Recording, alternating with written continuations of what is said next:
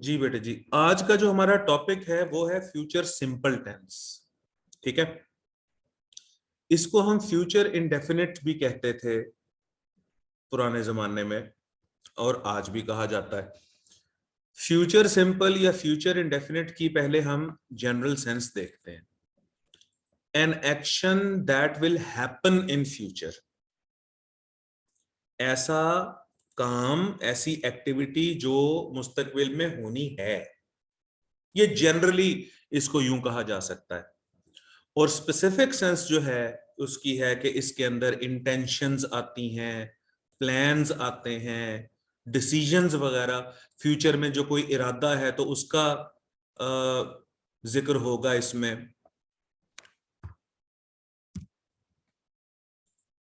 Intentions का मतलब इरादा, प्लान्स आते हैं, डिसीजंस आते हैं, तो ऐसी एक्टिविटीज जो फ्यूचर में अभी होनी है तो उसको हम फ्यूचर सिंपल टेंस में या फ्यूचर इंडेफिनिट टेंस में शुमार करते हैं। इस डेफिनेशन को मजीद समझते हैं इसका स्ट्रक्चर देख के और आगे इसके यूजेस देख के। इसका एक्टिव वॉइस देखें, स्ट्रक्चर 1 में इसका एक्टिव वॉइस है कि आए और हुई के साथ हम यूज करते हैं शेल। ठीक है, और शेल के बाद हम first form of the verb इस्तेमाल करते हैं, और आए और हुई के अलावा जितने भी सारे सब्जेक्ट्स हैं सबके साथ हम यूज करते हैं विल। ठीक, और शेल और विल इन दोनों के बाद हम first form of the verb use करते हैं। अच्छा, आजकल की जो कम्युनिकेटिव इंग्लिश है उसमें सबके साथ ही विल इस्तेमाल किया जाता है, आई के साथ भी विल और वी के साथ भी विल, लेकिन उसूली तौर पर फॉर्मल इंग्लिश में आए और हुई के साथ शेल यूज होता है और उसके बाद first form of the verb आती है, और बाकी तमाम सब्जेक्ट्स के साथ विल यूज होता है और उसके बाद first form of the verb आती है। मिसाल के तौर पे he will complete his task in time. अब देखिए, यहां पर विल आया और उसके बाद first form of the verb आ गई, he will complete his task in time. वो अपना काम वक्त पर मुकर्रर वक्त पर मुकम्मल कर लेगा। अब ये सिंपल सेंटेंस है, इसको हम अफर्मेटिव सेंटेंस भी कहते हैं, असर्टिव सेंटेंस भी कहते हैं। नेगेटिव बनाना है तो विल के बाद नॉट लग जाएगा, he will not complete his task in time, वो अपना काम वक्त पर मुकम्मल नहीं करेगा। और मैं जैसे आप लोगों को अक्सर बताता हूं, बल्कि हर लेक्चर में ही मैंने आपको बताया है, और ये आज हमारा 11वां लेक्चर है, 11वां टॉपिक है, लेक्चर तो इससे ज्यादा है।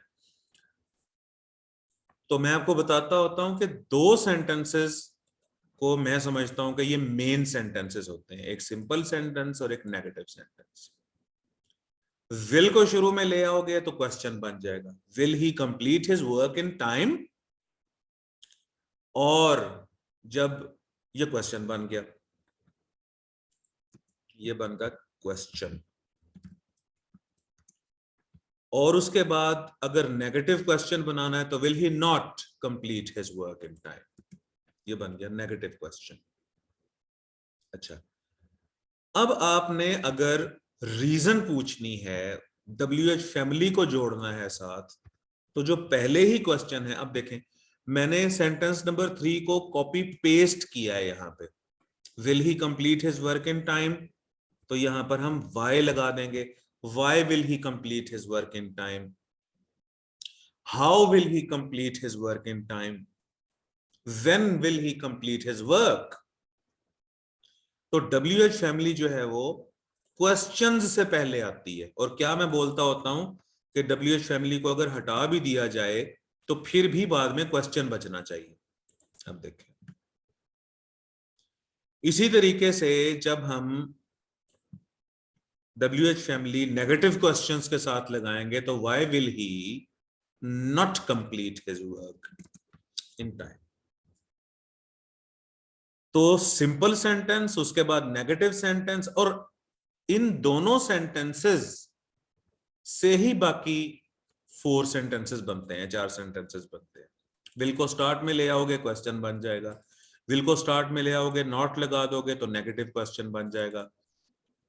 Why, when, where, what, why, when, how questions से पहले लगा दोगे तो क्वेश्चंस में स्पेशल सेंसेस आ जाएंगे। देखो ना, अगर मैं कहूं कि will he complete his work in time, तो ये मैं पूछ रहा हूं, सिर्फ सवाल कर रहा हूं कि क्या वो अपना काम वक्त पर मुकम्मल कर लेगा। अच्छा, अब अगर मैं पूछूं कि हाउ, अगर मैं यहां पर हाउ लगाऊं, how will he complete his work in time, वो अपना काम वक्त पर कैसे मुकम्मल करेगा, तो हाउ ने क्वेश्चन में स्पेशल सेंस का इजाफा किया है, रीजन पूछी है। सिर्फ will he complete his work in time में रीजन नहीं है, हाउ आया है तो रीजन आई है। तो ये जो WH फैमिली होती है, वाई और व्हेन और वेयर और हाउ, ये स्पेशल सेंसेस का इजाफा करते हैं क्वेश्चंस में। जैसे जब वाई आता है क्वेश्चन में तो हम रीजन पूछते हैं, हाउ आता है क्वेश्चन में तो हम मैनर पूछते हैं। अच्छा सॉरी, मैं पहले हाउ को रीजन बोल रहा हूं। हाउ जब आता है सेंटेंस में तो हम अंदाज की बात करते हैं, how will he complete his work in time.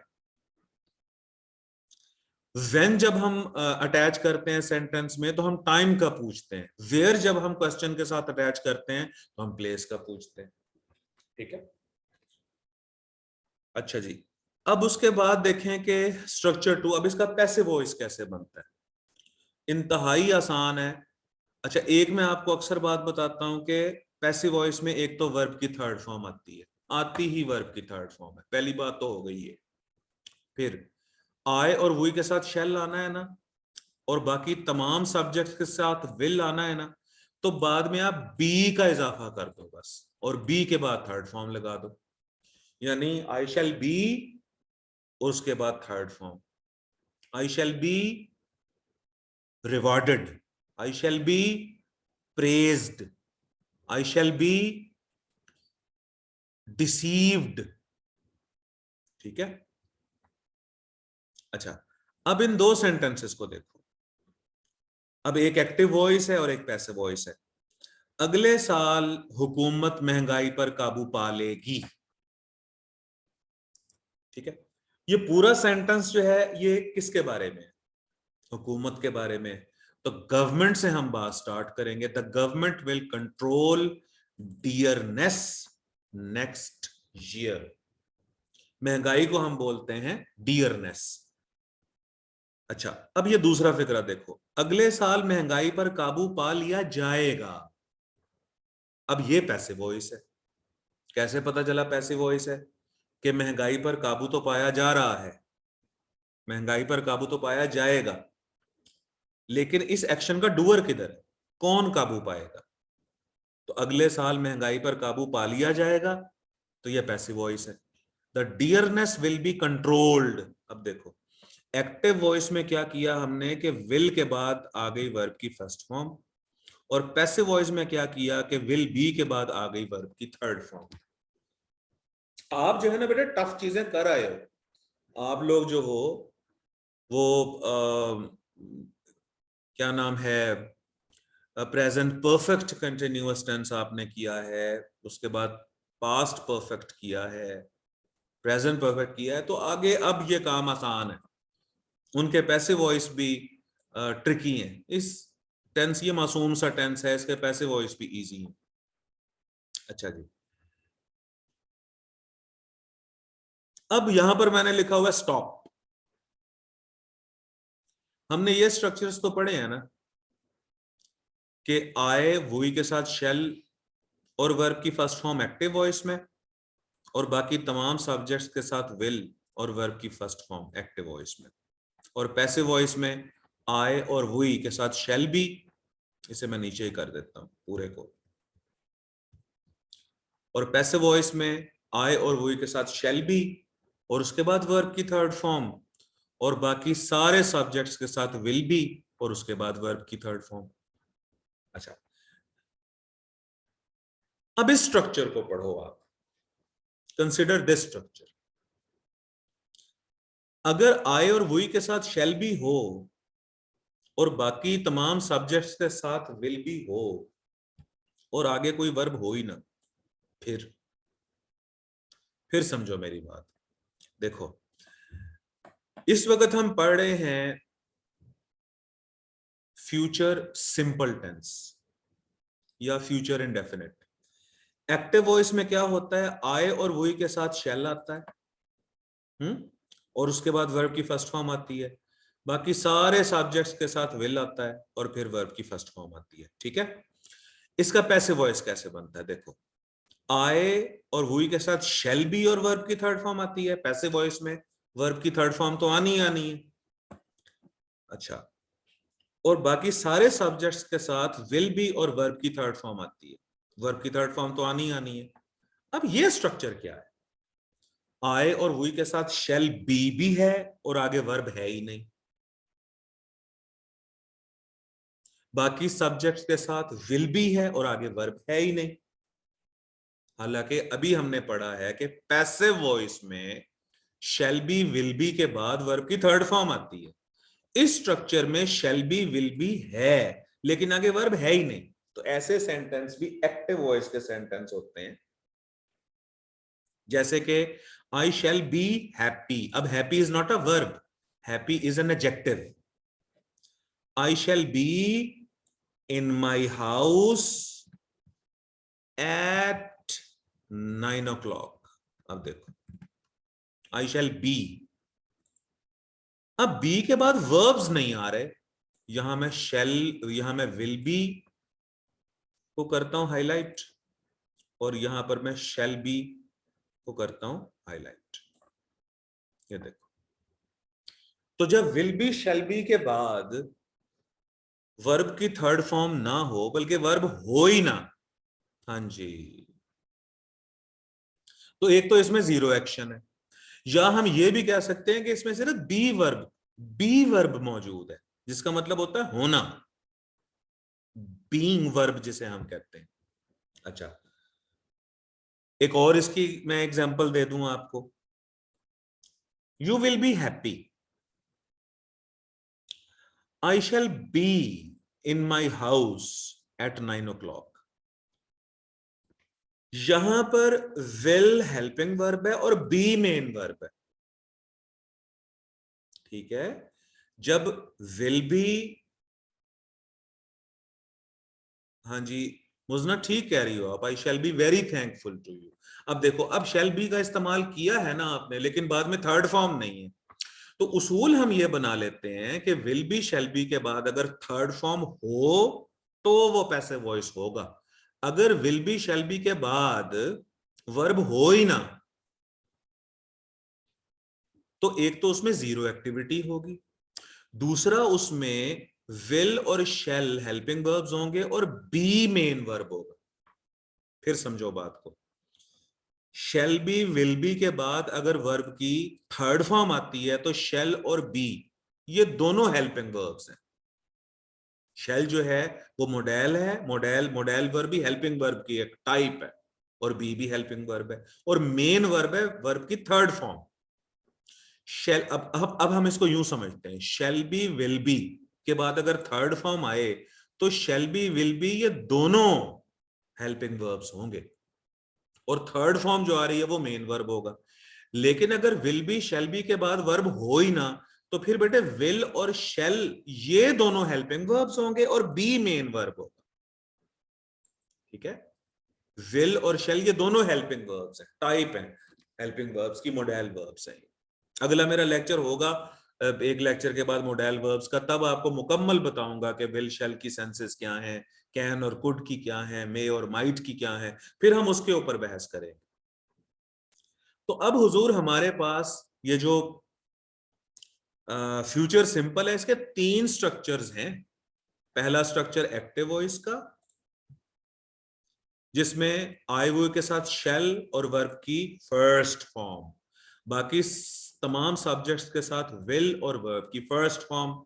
दूसरा स्ट्रक्चर पैसिव वॉइस का, शैल बी विल बी के बाद वर्ब की थर्ड फॉर्म। और तीसरा structure shall be will be alone, इनके बाद कोई और वर्ब नहीं है, तो ये भी एक्टिव वॉइस के सेंटेंसेस हैं और इनमें या तो जीरो एक्टिविटी है, यू भी एक शॉर्टकट सोचा जा सकता है, ठीक है, या एक्टिविटी है तो कौन सी है, होने की सिर्फ, बीइंग वर्ब है ये। आई विल बी हैप्पी, मैं खुश हूंगा, यू विल बी हैप्पी, तुम खुश होगे, आई shall be in my house, मैं अपने घर में हूंगा एट 9 o'clock, 9 बजे। बात समझ लगी है मेरी बेटे आपको? बताओ जी।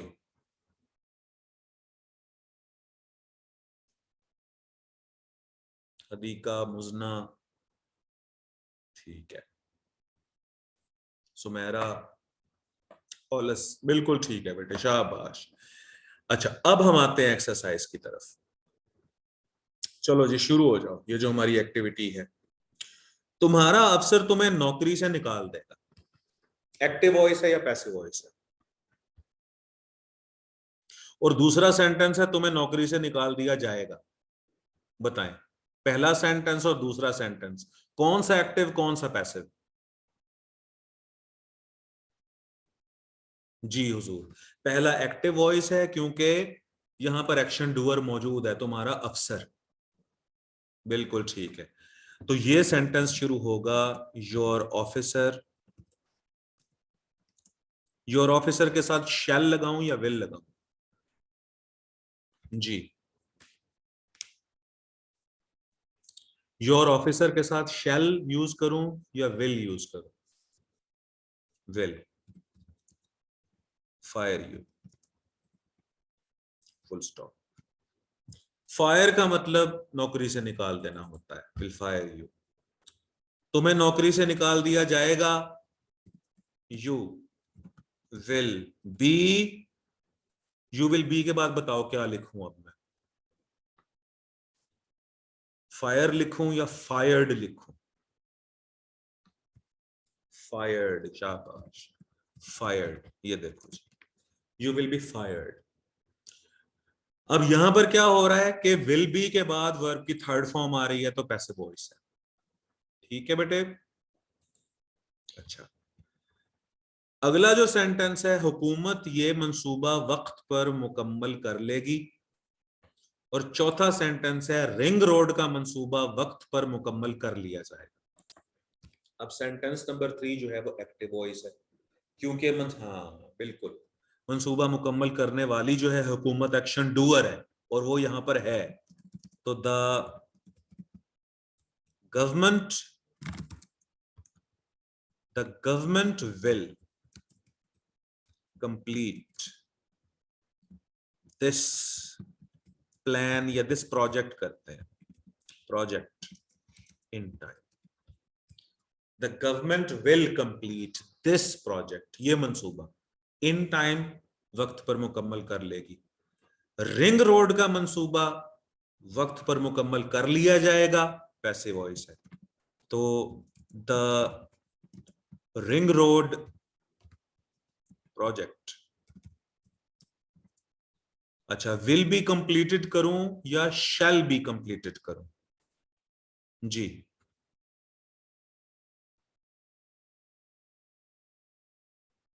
बताइए। विल बी, शाबाश, will be completed in time. अच्छा, एक गुजारिश और भी है, स्पोकन इंग्लिश में ना, ये मतलब ये जो कम्युनिकेटिव इंग्लिश है उसमें आई हुई के साथ हम विल का इस्तेमाल करते हैं बात में वजन डालने के लिए, ठीक है, और बाकी तमाम सब्जेक्ट्स के साथ हम शैल का भी यूज करते हैं बात में स्ट्रेस डालने के लिए, ठीक है। जैसे I shall complete my task in time, यहां पर मैं अपना एक प्लान बता रहा हूं, अपनी एक इंटेंशन बता रहा हूं, इरादा बता रहा हूं, लेकिन I will complete my task in time. अब इसमें विल जब बोला है ना तो जोर दिया है मैंने, तो शैल की जगह विल और विल की जगह शैल भी स्पोकन इंग्लिश में यूज होता है जोर देने के लिए बात में, ठीक है। ये मैंने लिखा नहीं है, वैसे जुबानी बता दिया आपको। अच्छा, आज बारिश खूब बरसेगी, एक्टिव वॉइस है। It will rain heavily today. It will rain heavily today. Active voice है. शदीद गर्मियों में एसी चला दिए जाएंगे. बताओ जी, एक्टिव है या पैसिव है? जी,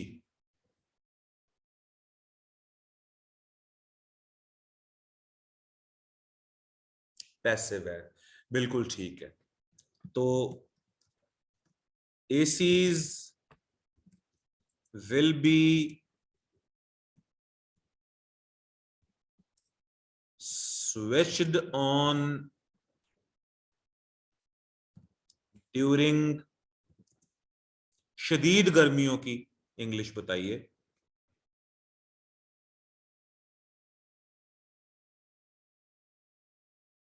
ACs will be switched on during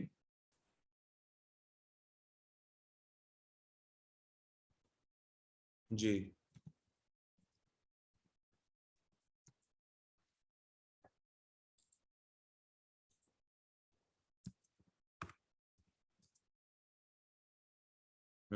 During extremely hot summer.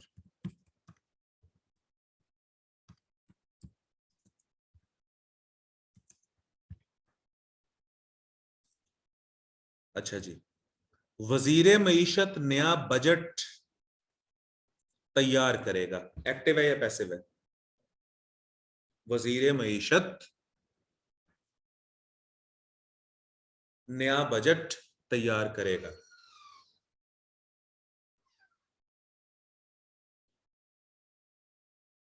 Active है. अच्छा, वजीर मईशत की इंग्लिश बताइए.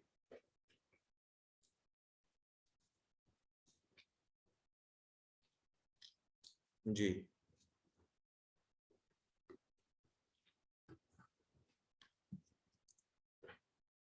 हम्म.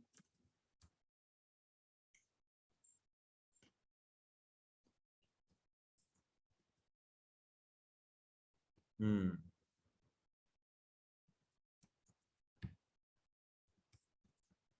The finance minister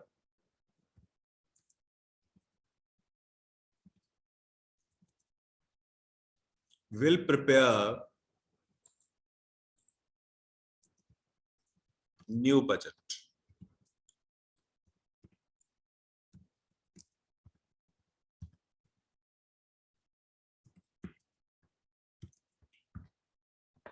Will prepare. नया बजट जल्द ही तैयार कर लिया जाएगा. एक्टिव है या पैसिव है? एक्टिव है या पैसिव है?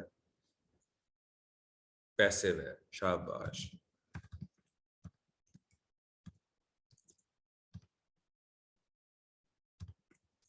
The new budget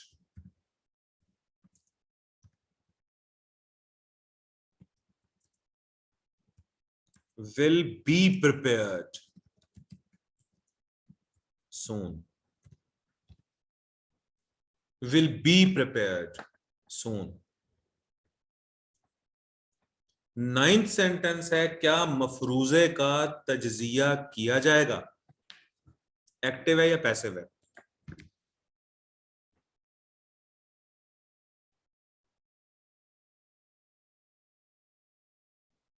पैसिव है. शाबाश. क्या मफरूजे का तज्जिया किया जाएगा? Will the hypothesis be analyzed? Will the hypothesis, मफरूजे को कहा जाता है हाइपोथेसिस, SIS, और अगर जमा हो तो फिर हाइपोथेसिस बोला जाता है, SES. यही रूल है थीसिस में. थीसिस अगर वाहिद है तो THESIS थीसिस, और एक से ज्यादा थीसिस हैं तो उसको थीसिस लिखा जाता है फिर THESES.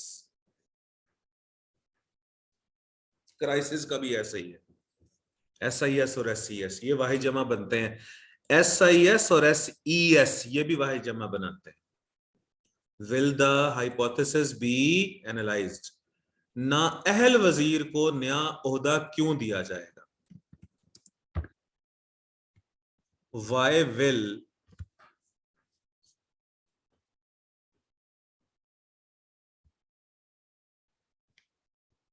अब ना अहल वजीर की बताओ।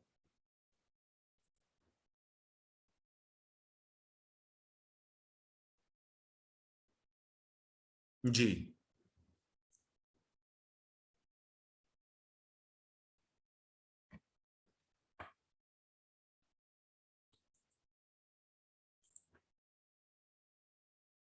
why will the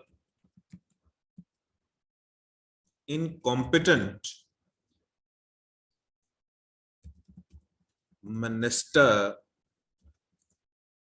be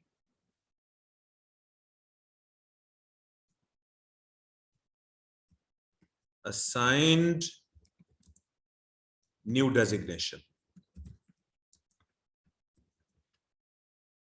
ओहदा डेजिग्नेशन।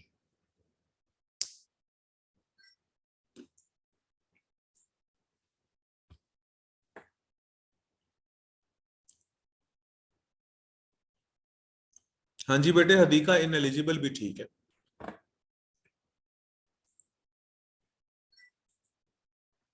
अच्छा जी, और क्वेश्चन मार्क।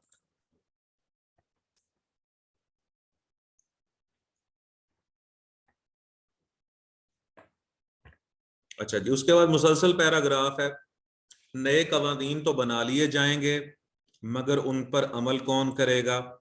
कमेटी बैठेगी, मुख्तलिफ तनाजुर पर गौर किया जाएगा, बहस की जाएगी, अरकान कमेटी चाय पिएंगे, मुलाजमीन इधर उधर दौड़ेंगे, बावर्ची खाने में नित नए पकवान तैयार किए जाएंगे, मगर हासिल कुछ ना होगा। इनके ड्राइवर उनकी चमचमाती कारों पर कपड़ा मारेंगे, सब अपने अपने घरों की राह लेंगे। नए कवानीन तो बना लिए जाएंगे मगर इन पर अमल कौन करेगा? इसको अब हम अलग-अलग कर देते हैं।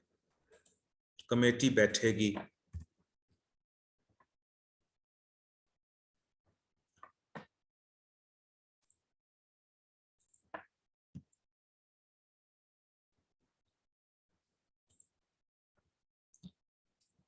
न्यू लॉज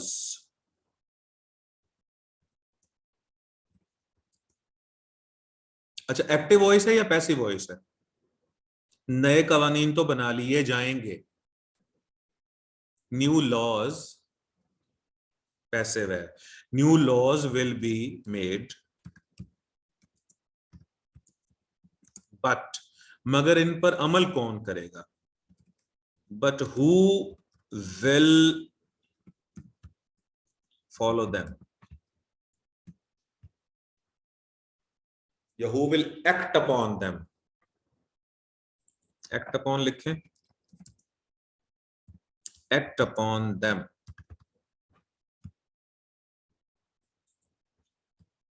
कमेटी बैठेगी,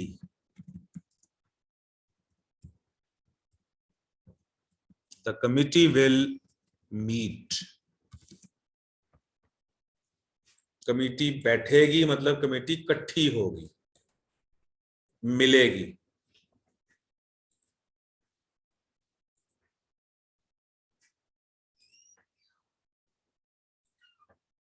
अच्छा, मुख्तलिफ तनाजुर पर गौर किया जाएगा। एक्टिव है या पैसिव है? जी,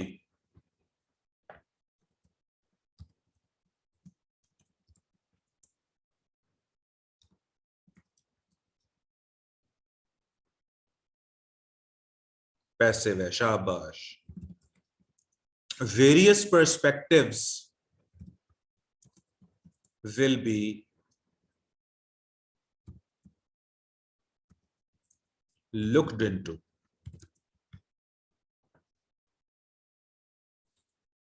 लुक इनटू का मतलब है गौर करना। Various perspectives will be looked into. बहस की जाएगी, एक्टिव है या पैसिव है बताओ।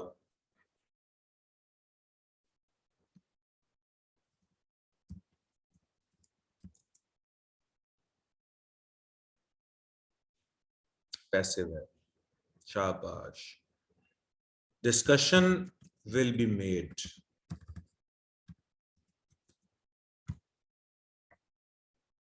Discussion will be made. अरकान कमेटी चाय पिएंगे, ये बताओ एक्टिव है कि पैसिव है।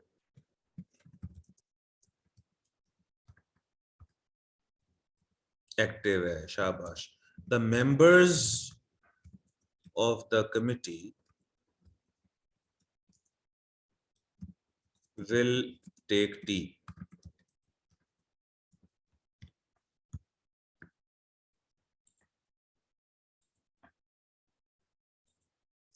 अच्छा, मुलाजिमीन इधर उधर दौड़ेंगे, इसकी इंग्लिश तो बनाओ बेटे।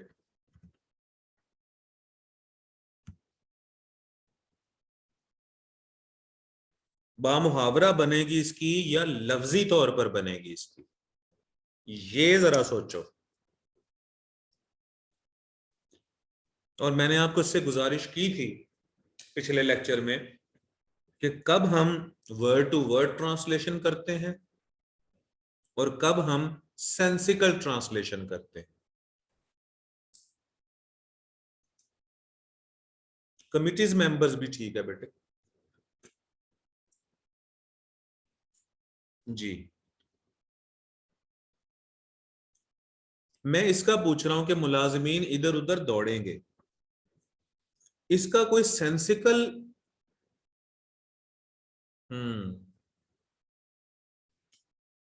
अदीका कह रही हैं कि एम्प्लॉयज करें मुलाजिमीन की या सर्वेंट्स करें, कॉन्टेक्सचुअली बताओ। कॉन्टेक्स्ट कैसा चल रहा है, स्याको सबाक कैसा चल रहा है।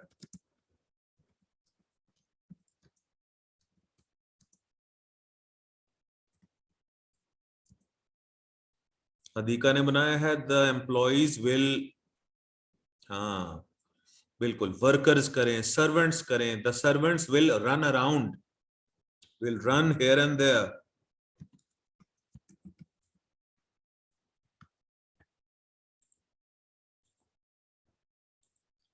बावर्ची खाने में नित नए पकवान तैयार किए जाएंगे, एक्टिव है या पैसिव है जी। बावर्ची खाने में नित नए पकवान तैयार किए जाएंगे, जी हुजूर बिल्कुल सही, पैसिव है। अच्छा न्यू, अच्छा पकवान की इंग्लिश तो बताओ।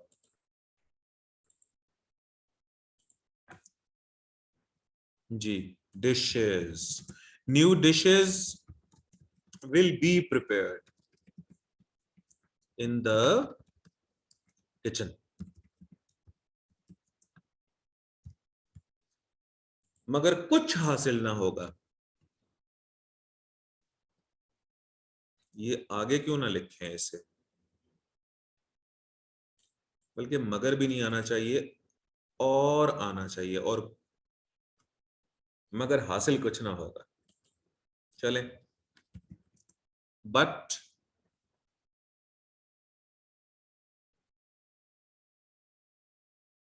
इसकी जरा कोई बताओ इंग्लिश क्या बनती है, मगर कुछ हासिल ना होगा।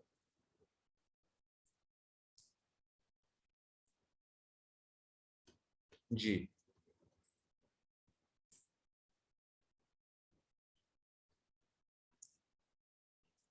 नथिंग विल बी गेन्ड, ठीक है।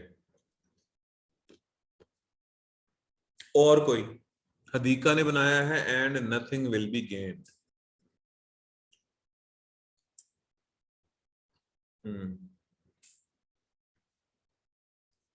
एक तो मगर को हटाओ ना यहां से,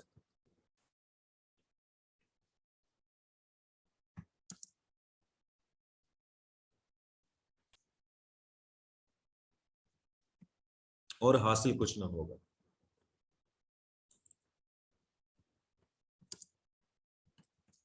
and nothing will be gained। कोई और बेटे, कोई और ट्रांसलेशन?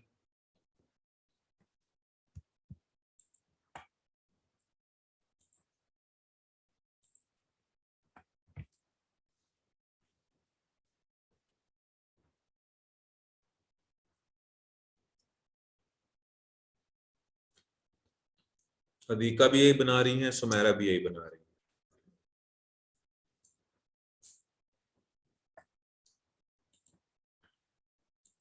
चले, उनके ड्राइवर उनकी चमचमाती कारों पर कपड़ा मारेंगे। एक्टिव है या पैसिव है?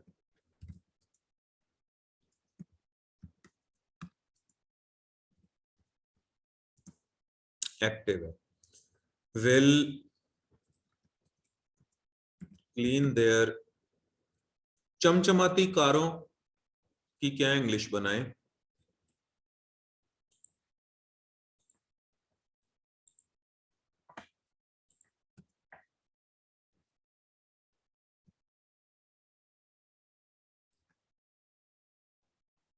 Shining cars. और कुछ?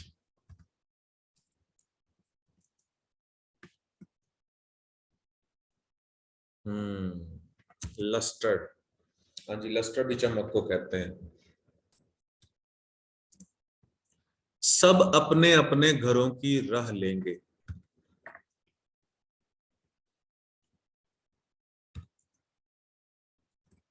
All will head towards their homes,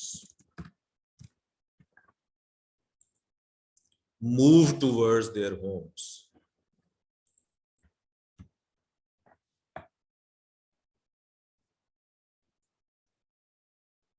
चलें जी,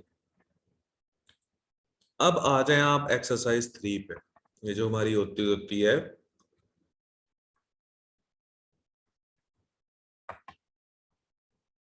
करेक्ट ऑप्शन आपने चूज करना होता है। अब सेंटेंस नंबर 1 है, इसमें से करेक्ट ऑप्शन बताइए।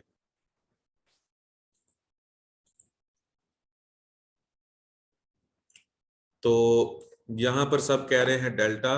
डेल्टा को हम करते हैं हाईलाइट।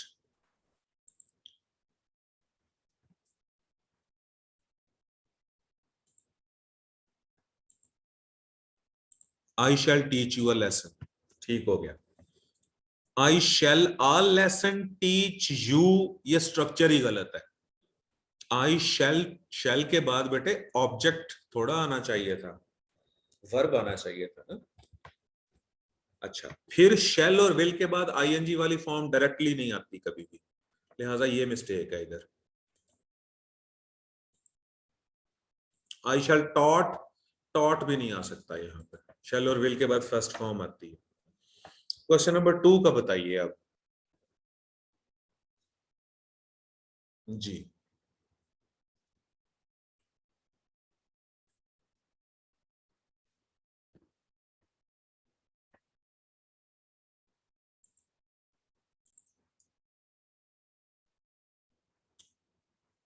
हदीका, सुमेरा, मुजना, ऑलस, ये सब लोग कह रहे हैं बीटा। बीटा को करते हैं highlight. Why shall we not act upon our parents' advice? ठीक है, अल्फा में why we shall not है बेटे। और यही आपको रूल बताता होता हूं मैं कि डायरेक्ट क्वेश्चंस में जब WH फैमिली को हटा भी दिया जाए फिर भी क्वेश्चन बचना चाहिए। तो we shall गलत है, चार्ली में भी we shall गलत है, we shall भी गलत है और एक्टेड भी गलत है। शैल के बाद आनी भी तो फर्स्ट फॉर्म है ना। अच्छा, और यहां पर एडवाइस लिखा हुआ है, एडवाइस आना चाहिए। जो एस सी वाला होता है एडवाइस, वो वर्ब है, हमें यहां पर नाउन चाहिए था। पेरेंट्स एडवाइस, सीई वाला। अच्छा, अब मुझे बताएं क्वेश्चन नंबर 3।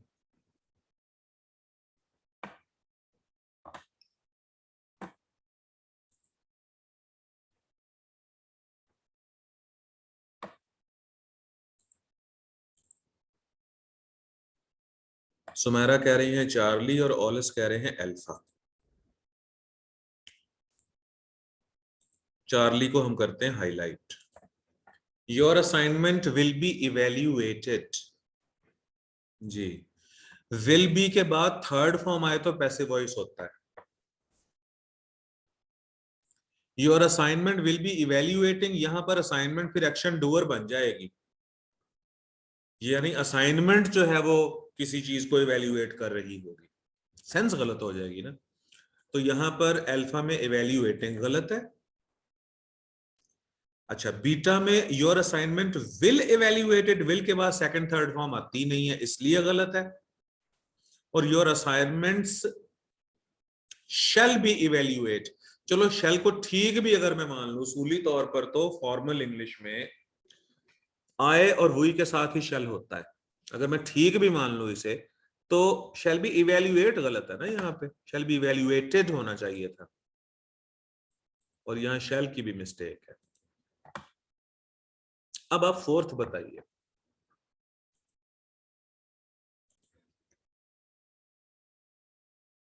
तो यहां पर आप लोग कह रहे हो Charlie. Who will break the promise. अच्छा, वही मसला यहां पर अल्फा में है, विल के बाद ब्रेकिंग आया हुआ है। भाई शैल विल मोडेल वर्ब है, ऑक्सिलरी वर्ब है, शैल विल के बाद हमने वर्ब की फर्स्ट फॉर्म ही यूज करनी होती है, तो विल ब्रेकिंग गलत है। अच्छा, फिर यहां पर ब्रेक्स तो बिल्कुल ही नॉनसेंस है ना, ये तो प्रेजेंट सिंपल टेंस में।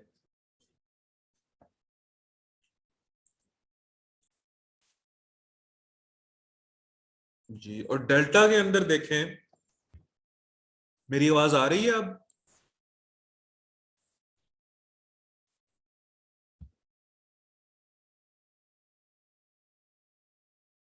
डेल्टा में विल बी के बाद ब्रेक गलत है बेटे।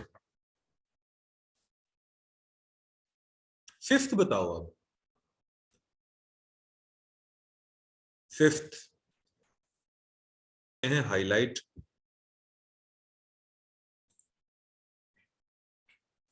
माई parrot will destroy everything with her beak.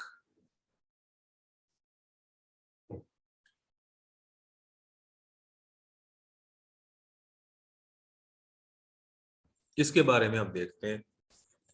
Will destroy ठीक है, अल्फा में अगर आप देखो तो विल डिस्ट्रॉयड लिखा हुआ है, ये गलत। अच्छा, बीटा में देखें तो विल बी डिस्ट्रॉय लिखा हुआ है, विल बी डिस्ट्रॉयड होना चाहिए था ना, अगर मतलब पैसिव वॉइस में ये जाता तो। और चार्ली में विल के बाद डिस्ट्रॉयज लिखा हुआ है, ये भी गलत है। SCS का इजाफा होता है लेकिन वो प्रेजेंट सिंपल टेंस में होता है बेटे। सिक्स्थ का बताओ आप। सिक्स्थ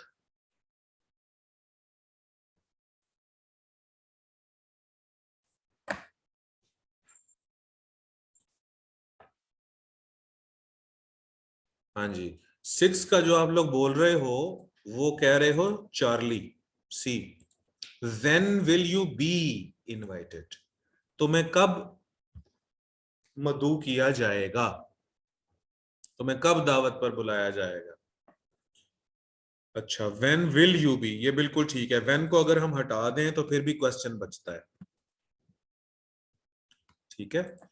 अब अल्फा में देखते हैं, when you will B, when के बाद सिंपल स्ट्रक्चर आ रहा है, ये गलत है, व्हेन के बाद भी क्वेश्चन स्ट्रक्चर होना चाहिए। अच्छा, बीटा है when will you been, been कहां से आ गया यहाँ, मतलब इसका तो पैसिव वॉइस ही बी में बनता है। बीन का जो चक्कर होता है वो तो उसमें परफेक्ट टेंसेस के अंदर होता है, हैज हैव के बाद या विल हैव शैल हैव के बाद बीन आता होता है पैसिव वॉइस में। व्हेन यू इनवाइटेड, ये बिल्कुल नॉनसेंस सेंटेंस है। व्हेन यू इनवाइटेड, यू के बाद यहां पर हेल्पिंग वर्ब मौजूद नहीं है। अच्छा, व्हेन के बाद यू भी तो गलत है डायरेक्ट, यहां पर व्हेन के बाद इधर आना चाहिए था हेल्पिंग वर्ब, तो व्हेन यू यहीं पे बात गलत हो जाती है। सेवंथ का बताइए।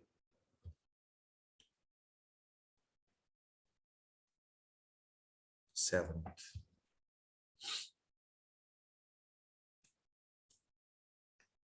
चार्ली कह रहे हो आप, ठीक हो गया जी, चार्ली को कर लेते हैं highlight.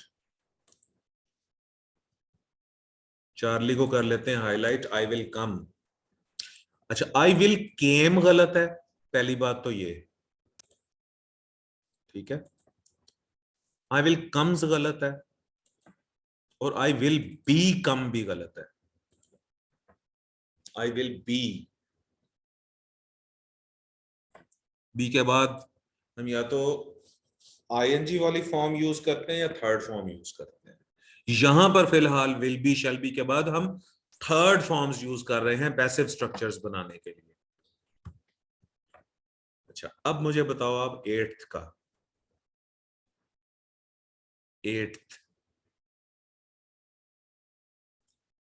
Where will they reside, where will they resided, where will they not reside, where will not they reside.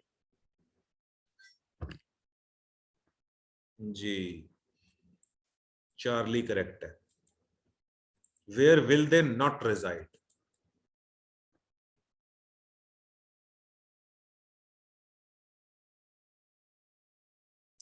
Where will they reside ये गलत है।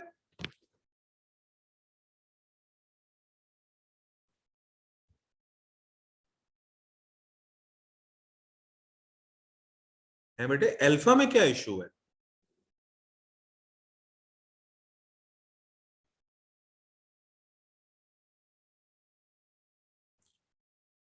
आप लोग कह रहे हो चार्ली करेक्ट है, where will they not reside, alpha में क्या इशू है?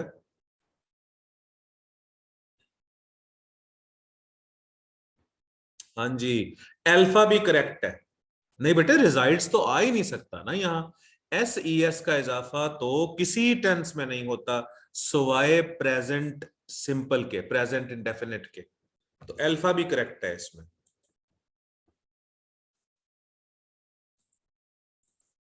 वेयर विल दे रिजाइडेड ये गलत है। Where will not they reside ये भी गलत है, यहां नॉट की पोजीशन गलत है। Where will they not reside होता तो फिर ठीक हो जाता। ठीक है, यहां पर नॉट की पोजीशन गलत है। भाई जब हम क्वेश्चन बनाते हैं, विल को हम पहले लेके जाते हैं, तो नॉट जो होता है ना वो वर्ब के साथ ठहर जाता है। नाइन्थ का बताओ आप। It will bring be you a lot, it will bring be you a lot of wealth, it will be bring you a lot of wealth, it will bring you a lot of wealth, or it will brought you a lot of wealth। जी हुजूर, Charlie correct है इसमें।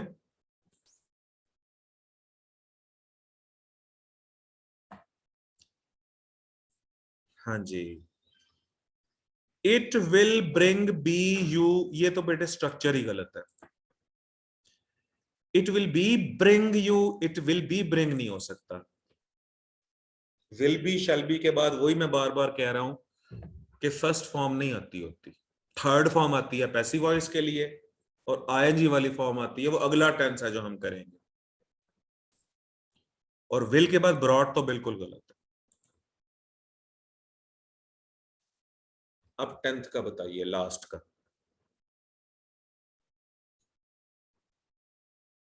जी हुजूर, ऑलस कह रहे हैं beta.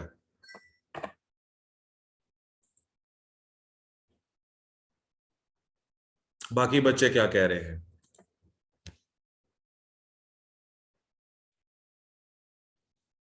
Sumera, Hadika, ये लोग भी कह रहे हैं बीटा। बीटा को हम कर लेते हैं highlight. The lazy boys will be punished soon, ठीक है।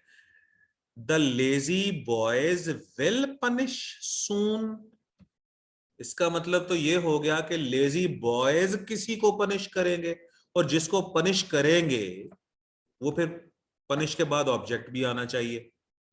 The lazy boys will punish their teachers soon, तो ये तो बिल्कुल ही नॉनसेंस हो गया। तो विल पनिश गलत है, एक्टिव वॉइस नहीं चाहिए यहां। चार्ली है the lazy boys will be punished, will be punish, punish गलत है बेटे यहां। और डेल्टा है the lazy boys will B not, नहीं ये भी सही हो सकता था अगर यहां पर होता will not be punished, not इधर आ जाता, the lazy boys will not be punished soon, तो लिहाजा यहां पर नॉट की पोजीशन गलत है। ठीक है जी, आज का लेक्चर यहां खत्म, अब इंशाल्लाह अगले लेक्चर में मिलते हैं। अल्लाह हाफिज बेटे।